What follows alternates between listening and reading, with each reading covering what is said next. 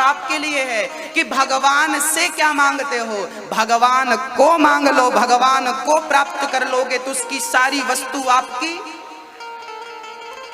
हो जाएगी। तो भगवान से मांगना छोड़ दो, भगवान को मांगना सीख लो।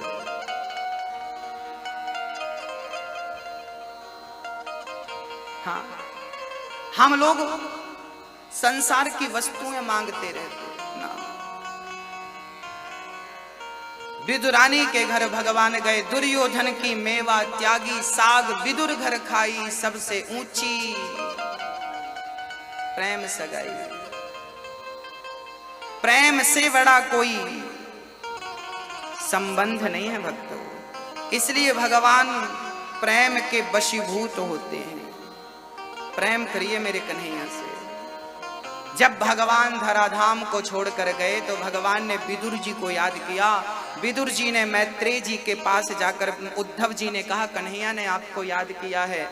विदुर जी मैत्रेय जी के पास जाकर कहने लगे, प्रभु जो अंतिम ज्ञान कन्हैया ने दिया है उस ज्ञान पर प्रकाश डालिए।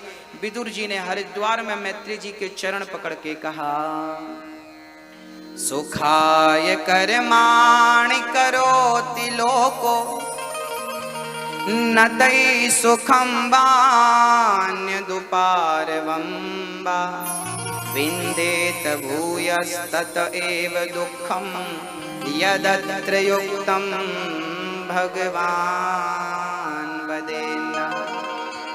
सारी दुनिया सुख चाहती है पर मिलता क्या है, दुख प्राप्त होता है। क्यों? क्योंकि संसार में सुख है ही नहीं। सुख की कामना त्याग दीजिए, सुख की इच्छा रखना ही दुख है। राजा शुकदेव जी से परीक्षित ने कहा कि हे प्रभु, भगवान अवतार क्यों लेते हैं, कभी राम कभी कृष्ण कभी नरसिंह कभी वामन क्यों बनते हैं? तब कहा शुकदेव जी ने, राजन भगवान भक्तों की रक्षा के लिए नाना प्रकार के अवतार लेकर के अपने भक्तों का दुख दूर करते हैं। एक बार भगवान हिरण्याक्ष को मारने के लिए 12 भगवान का अवतार धारण करते हैं। एक हिरण्याक्ष नाम का दुष्ट था। अच्छा, हिरण्याक्ष और हिरण्यकश्यपु ये दोनों कश्यप मुनि के पुत्र थे, दिति के पुत्र थे। हाँ, इनकी मां हिरण्याक्ष हिरण्यकश्यपु की पत्नी काम के वशीभूत होकर संध्या के समय अपने पति को पकड़ लिया। कहा हमें काम सता रहा है, हमारी इच्छाएं पूरी करिए। संत जी ने कहा, पति ने कहा, ना देवी ये उचित वक्त नहीं है। इस वक्त में यदि गर्भाधान किया गया तो समाज का नाश करने वाले पुत्रों की प्राप्ति होगी। पर देवी नहीं मानी और पति को छोड़ा नहीं। पति पत्नी के आग्रह पर विवश हो गए और वो शाम के वक्त ही, संध्या के टाइम ही, जब पूजा आरती का टाइम होता है उस टाइम वो गर्भवती हो गई। उसके गर्भ से 2 पुत्र हुए, हिरण्याक्ष और हिरण्यकश्यपु। याद रखना भक्तों, हमारे शास्त्र कहते हैं कि पति पत्नी को भी कब मिलना चाहिए, गर्भाधान कब उचित है। यदि आपने गलत समय पर गर्भाधान किया तो आपको और आपके परिवार को और समाज को कष्ट पहुंचाने वाला पुत्र आपको प्राप्त होगा। हाँ, शास्त्र कहते हैं कि गलत वक्त पर वो गर्भवती हो गई, इसलिए उनके 2 पुत्र हुए, हिरण्याक्ष हिरण्यकश्यपु। हिरण्याक्ष ने पृथ्वी को ही ले जाकर गेंद की तरह छिपा दिया। तब भगवान 12 प्रकट होकर हिरण्याक्ष को मारते हैं और पृथ्वी की स्थापना करते हैं। ब्रह्मा जी के शरीर से उनके दाहिने भाग से पुरुष और बाएं भाग से स्त्री का जन्म होता है। स्त्री का नाम हुआ है शत्रुपा, पुरुष का नाम हुआ है मनु। मनु और शत्रुपा का ब्रह्मा जी से प्रादुर्भाव हुआ। स्त्री और पुरुष एक ही परमात्मा से प्रकट हुए हैं। इसलिए यहाँ एक बात मैं कहना आवश्यक समझूंगा कि स्त्री पुरुष से कम नहीं है। आप पुरुष लोग क्या स्त्री पर अत्याचार बड़ा करते हैं, मैं तुमसे बड़ा हूं, मैं तुमसे श्रेष्ठ हूं। काहे बात के श्रेष्ठ हो भाई, किस बात के श्रेष्ठ हो आप? आपकी पत्नी घर से चली जाए तो आपका घर नरक हो जाता है, और पत्नी घर पे रहे तो घर को स्वर्ग बना देती है। घर तो घर नारियों से चलता है।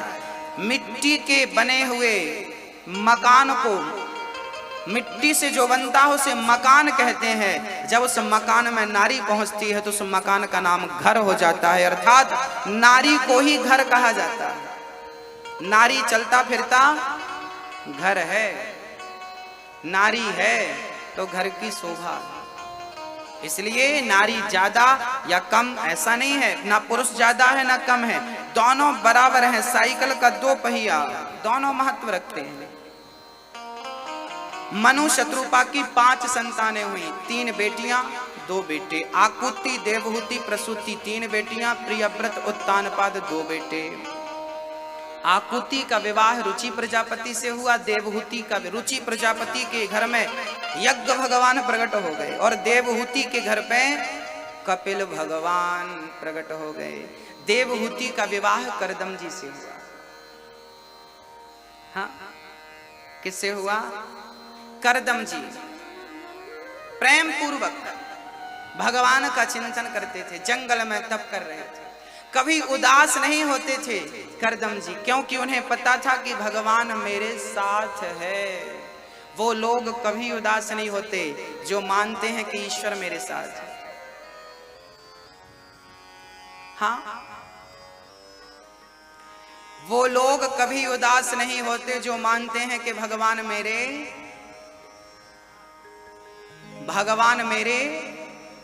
किस किस के साथ कन्हैया? दोनों हाथ उठाकर मस्ती के साथ कहिएगा, मत होना मन बावरे उदास, ये सांवरा जरूर आएगा। मन में रखना विश्वास, ये सांवरा जरूर आएगा। कौन कौन विश्वास रखेगा कन्हैया पर? अच्छा बताइए, कन्हैया पर किस किस को भरोसा? हाँ, सबको है। अब हाथ नीचे करो।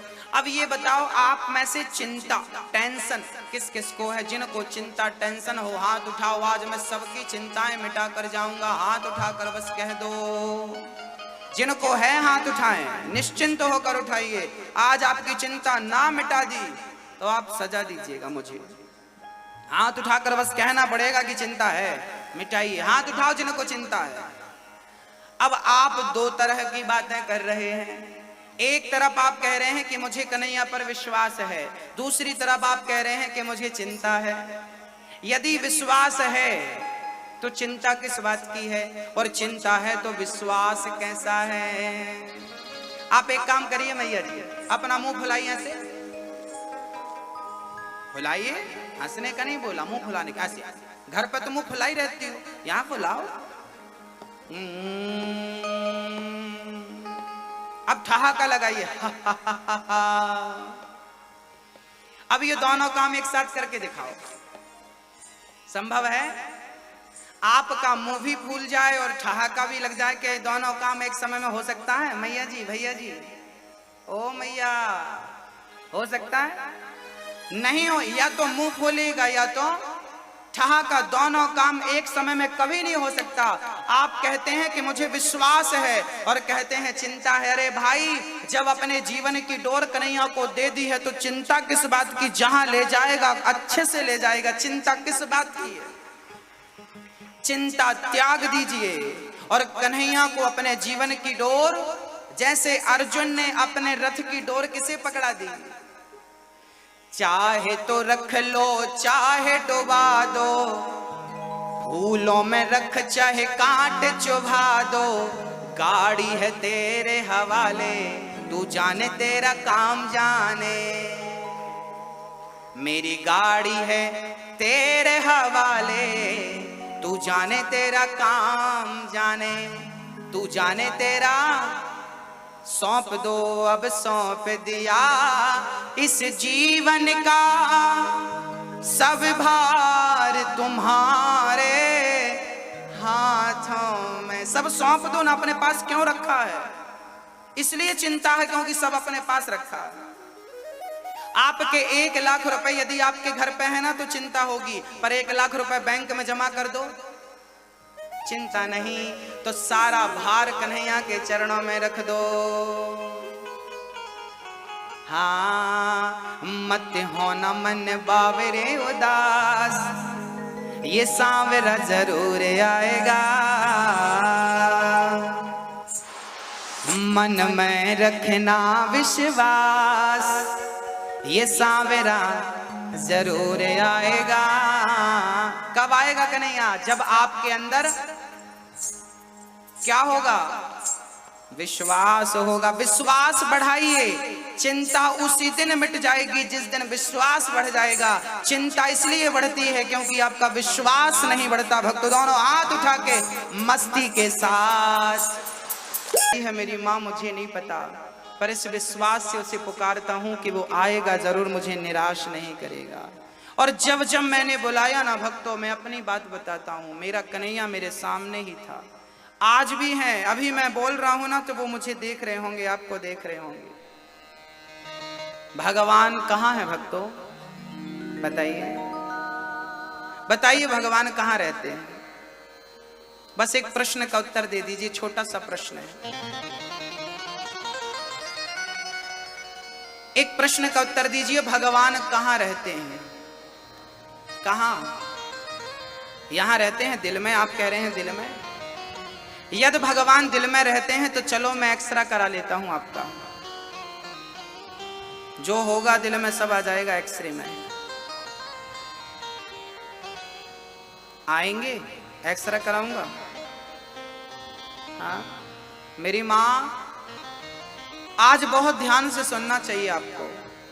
भगवान दिल में नहीं रहते, भगवान मंदिर में भी नहीं रहते, भगवान तीर्थों में भी नहीं रहते, भगवान कण कण में भी नहीं रहते। तो भगवान कहाँ रहते हैं? बोले भगवान ना दिल में है, ना तीर्थों में है, ना कण कण में है। भगवान तो भक्त के विश्वास में है। विश्वास है तो भगवान है, विश्वास नहीं है तो भगवान कहीं नहीं है। और विश्वास है तो कण कण में मेरा कन्हैया है। मंदिर में भी भगवान उनके लिए हैं जिनको विश्वास है, जिनको विश्वास नहीं है उनके लिए तो पत्थर रखा है ना। मानो तो मैं गंगा माँ हूं, ना मानो तो बहता पानी। भक्तों, प्रहलाद जी ने कहा कि इस खंबे पर भगवान है। हिरण्यकश्यप ने प्रहार किया, खंबा चीरकर भगवान निकले कि नहीं? तब हिरण्यकश्यप ने खंबे को तोड़ा था तो नरसिंह भगवान निकल गए। आज बहुत सारे खंबे टूटते हैं, भगवान क्यों नहीं निकलते? क्योंकि भगवान खंबे में नहीं होता, भगवान तो प्रहलाद जैसे भक्तों के विश्वास में होता है। भक्त ने विश्वास से कहा कि इस खंबे में भगवान है, तो कहीं भक्त का वचन मिथ्या ना हो जाए, इसलिए भगवान को प्रकट होकर दर्शन देना पड़ा कि मेरे भक्त का वचन मिथ्या ना हो जाए। भगवान विश्वास में है। जहां भक्त की हां, भगवान वहां। भगवान कहां? जहां भक्त की, जहां भक्त की, बोलो हां, जहां भक्त की हां, भगवान वहां। ईश्वर कहां? जहां भक्त की, अर्थात जहां भक्त कह दे वहीं भगवान। जिस पे हाथ रख दोगी ना वो भगवान।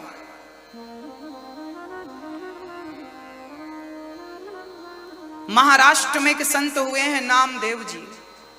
ठंडी का टाइम था, घर के आंगन में चूल्हा रख करके कुटिया पे वो अपने हाथ से रोटी बनाकर खाया करते थे। आज उन्होंने रोटी हाथों वाली बनाई और रोटी बनाकर अंदर घी की कटोरी लेने गए कि चलो घी चुपड़ के तुलसी का पत्ता डालकर भगवान को भोग लगाएंगे। और जैसे ही अंदर गए कुत्ता बाहर से आया और रोटी मुंह पे दबा के भागा। नामदेव जी घी की कटोरी लेकर दौड़ पड़े, प्रभु जी रुक जाओ, प्रभु जी रुक जाओ, प्रभु जी रुक जाओ। किसी ने कहा वो प्रभु नहीं है, वो कुत्ता है। तब नामदेव जी ने कहा मैंने तो भगवान के लिए रोटी रखी थी, आज इस रूप में भगवान ही आकर मेरी रोटियों का भोग लगा रहे हैं। वो तुम्हारे लिए कुत्ता होगा, मेरे लिए तो उस कुत्ते में कन्हैया का दर्शन हो रहा है। नामदेव जी कुत्ते के पीछे दौड़ पड़े, कटोरी लेकर, प्रभु सूखी मत खाना, घी चुपड़ लो, प्रभु जी सूखी मत खाना, घी चुपड़ लो। अंत में भक्त की जिद थी कि ये भगवान था, उस कुत्ते से भगवान को प्रकट होकर के नामदेव भक्त को दर्शन देना पड़ा। जाकी रही भावना जैसी, प्रभु मूरत देखी तिन तैसी। आपके लिए जो पत्थर है, भक्त के लिए वही भगवान है। वो आपको पत्थर दिख रहा है, पर भक्त को तो कैसे? एक महिला को मैं यहां मंच पे खड़ा करता हूं,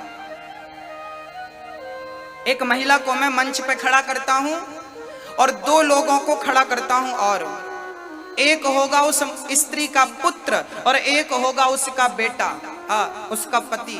अब बताइए, महिला एक है, महिला एक है। अब उसी महिला को जब बेटा देखेगा, उसी महिला को जब उस महिला का पति देखेगा, तो देखने वाले दो हो गए। वस्तु एक है पर देखने वाले दो हैं, तो दो दृष्टि हो गई कि नहीं?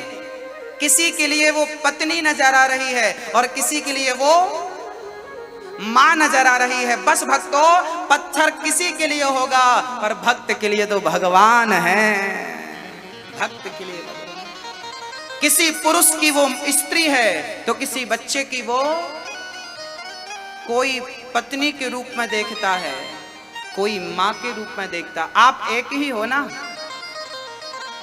बस ये ठाकुर मेरा कन्हैया सामने बैठा है, किसी को पीतल नजर आ रहा होगा, किसी को अष्ट धातु नजर आ रही होगी, पर सच्चे भाव से कोई भगत देखे ना तो इसमें कन्हैया की छवि, तुम्हें कन्हैया साक्षात यही तो भगवान है। विग्रह भगवान का पूर्ण स्वरूप है, आधा नहीं, आधा नहीं, आधा नहीं। मंदिर क्यों बनाए जाते हैं? भगवान को तो घर पर रहकर भी याद किया जा सकता है, भगवान तो कण कण में है। फिर भगवान को याद करने के लिए मंदिर ही क्यों? हाँ, ये प्रश्न खड़ा हो सकता है किसी के दिल दिमाग में, मंदिर क्यों होते हैं? भगवान तो कण कण में है, कहीं से भी याद कर लो, बात बिल्कुल सही है, पर मंदिर क्यों होते हैं? मैं एक उदाहरण देके समझाता हूं। एक राजा था, उस राजा का एक हाथी था, बहुत बलवान हाथी था, बहुत बलवान। वो हाथी युद्ध में खड़ा हो जाता था तो राजा उस युद्ध को जीत ही जाते थे, हाथी के बल पर, इतना बलवान हाथी था। एक दिन हाथी जंगल से गुजर रहा था कि वो हाथी दलदल में जाकर धंस गया। हाथी जितना प्रयास करता वो धंसता जाता, जमीन पे धंसता जाता। राजा को खबर लगी कि आपका हाथी दलदल में धंस गया। राजा ने बड़े प्रयास किए, खुदाई करवाई, सब कराई, पर हाथी निकला नहीं। राजा हार कर गुरु के पास गए, गुरु जी मैं अपने हाथी को खोना नहीं चाहता, बताइए मेरा हाथी कैसे बचेगा? तब गुरु जी ने कहा कि इस हाथी को युद्ध बड़ा प्रिय है, ऐसा माहौल बनवाओ कि हाथी को लगे कि युद्ध की तैयारियां चल रही। अब राजा ने वैसे ही माहौल बनवाया, आसपास बाजे बजवाए और क्या क्या शंख नगाड़े, जो जो युद्ध में होता था पूरा युद्ध का वातावरण बनाया गया। और जब युद्ध का वातावरण बनाया गया, हाथी को गर्मी आने लगी कि युद्ध की तैयारियां चल रही हैं। अब हाथी में और बल आ गया और हाथी अपने आप उस दलदल से निकल करके युद्ध की चिंगाड़ सुन करके बाहर आकर खड़ा हो। राजा चरणों में गिर पड़े, गुरुजी ये कैसे संभव हुआ? तब गुरुजी ने कहा कि हाथी ने सुना कि युद्ध का माहौल है। हाथी के अंदर बाहर आने की शक्ति तो पहले भी थी, पर जब तक माहौल नहीं मिला तब तक हाथी बाहर नहीं आ सका। ऐसे ही जैसे हाथी को दलदल से बाहर लाने के लिए माहौल युद्ध का बनाना पड़ा, ऐसे भक्त को भगवान तक पहुंचाने के लिए मंदिर तीर्थ यात्रा एक माहौल है भक्ति का वातावरण बनाने के लिए। ये एक माहौल बनता है मंदिर में, ईश्वर को प्राप्त करने के लिए मन केंद्रित होता है, माहौल बनाया जाता है। जो माहौल मंदिर में होता है वो घर पे आप बनाना चाहें बड़ा मुश्किल है। जो माहौल वृंदावन का है, जो माहौल हरिद्वार का है, वो आप अपने घर पे बनाना चाहें तो संभव नहीं है। उस माहौल पर कोई नास्तिक चला जाए ना तो राधे राधे जपने लगता। वो माहौल है, समझ रहे हैं मैं क्या कह रहा हूं आपसे। इसलिए मंदिर जरूरी है भाई। हवा तो सब जगह होती है, गर्मी जब लगती है ना तो हवा सब जगह होती है, पर पंखे के सामने हवा ज्यादा होती है, कूलर के सामने हवा ज्यादा होती है। ऐसे भगवान तो कण कण में होता है, पर मंदिरों में भगवान ज्यादा होता है। जैसे पंखे के सामने हवा ज्यादा है, शांति वहीं मिलती है पंखे के सामने। इसलिए मंदिर का जाना आवश्यक है, वहां ईश्वर की अनुभूति है। तीर्थों में परमात्मा की अनुभूति है, इसलिए तीर्थ है, इसलिए मंदिर है, इसलिए हमें जाना चाहिए। हाँ मेरी माँ, आप अपने घर पे होते तो क्या आपको 1 रुपए दान करने का भाव जागता? नहीं जागता ना। पर आज कथा पे आप बैठे हो, बूढ़ी माँ हमारे वृंदावन में, जब वृद्ध माँओं के लिए मैं आपसे कहता हूँ भक्तों, मैं हर कथा में एक बात कहा करता हूँ, आज आपसे सुनाता हूँ, जरा सुनिएगा। आप मन में विचार करते होंगे कि मेरे मन में वृद्ध माताओं के लिए वृद्धाश्रम बनाने का ख्याल विचार क्यों आया।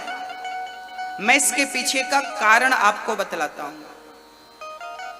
वृद्धाश्रम बनाने की जरूरत नहीं है यदि हर बहू अपनी सास की सेवा करे और हर बेटा अपने माँ बाप की सेवा करे तो वृद्धाश्रम बनाने की जरूरत नहीं है। पर जो नहीं करते अपने माँ बाप की सेवा, वो माँ बाप कहाँ जाएंगे बस ये बता दीजिए।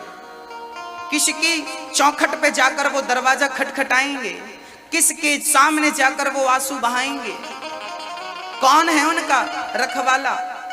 भक्तों, एक माँ मेरे पास आती है, बहुत ध्यान से सुनिएगा। एक माँ मेरे पास आई, कुछ वर्षों पुरानी ये घटना है। एक माँ मेरे पास आई और उस माँ ने मुझसे कहा, बेटा मेरी एक आखिरी इच्छा है, क्या आप पूरी करोगे? मैंने कहा माँ आप बताओ, कोशिश करूंगा कि मैं आपकी इच्छा पूरी कर सकूं।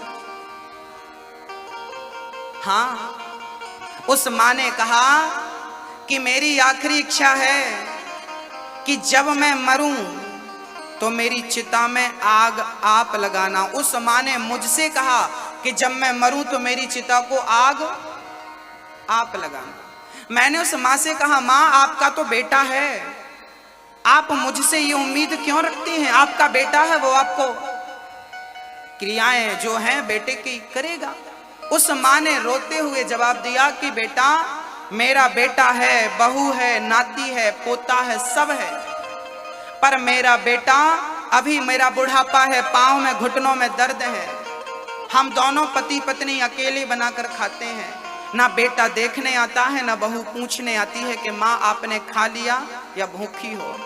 मुझे लगता है कि जिस बेटे ने जीते जी पानी नहीं दिया, जिस बेटे ने जीते जी 2 रोटी नहीं दी, उस बेटे से मैं आग लेकर क्या करूंगी? मैं आग नहीं लेना चाहती ऐसे बेटे से। मरने के बाद मैं उस बेटे से अपनी चिता पे आग नहीं लेना चाहती। बस ये बात जब उस माँ ने कहा ना तो मेरा दिल रोने लगा, हृदय विदीर्ण हो गया कि बेटे के होते हुए बताइए उस माँ ने जब ये बात मुझसे कही होगी तो उसका दिल पत्थर रख के नहीं कहा होगा। उस माँ ने कितना परेशान हो गई होगी वो माँ अपनी बहू और अपने बेटे से। रोज रोती है वो, रोज घुट घुट के जितनी जिंदगी बची है ना वो रोज मर मर के जीती है। जिसका बेटा हो, बहू हो और वो माँ बुढ़ापे में बनाकर अकेली खाती हो, वो रोती है महाराज कभी कभी मैं भूखी रह जाती हूँ, पाँव में इतना दर्द होता है कि बना नहीं सकती, हाथ जोड़कर रोने लगी, मैं जब मरूं तो मेरी चिता को आप आग लगाने आ जाना, बस मेरी आखिरी इच्छा है। अब मेरे मन में विचार आया कि आग लगाना बड़ी बात नहीं है, आग तो कोई भी लगा देगा। मुझे लगा कि पहले मुझे इस माँ का बेटा बनकर इस माँ की सेवा करनी चाहिए पुत्र बन करके। जब मैं इस माँ की सेवा करूंगा